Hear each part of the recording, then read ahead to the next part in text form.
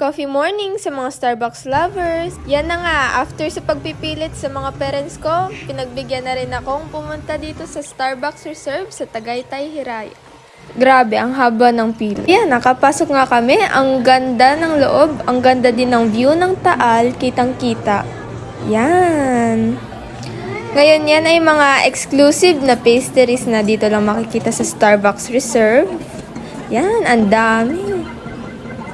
Shoutout nga pala kay Kuya O'Neil na nag-assist sa amin dito sa Starbucks. Ito naman ang mga exclusive at limited na products dito sa Starbucks Reserve.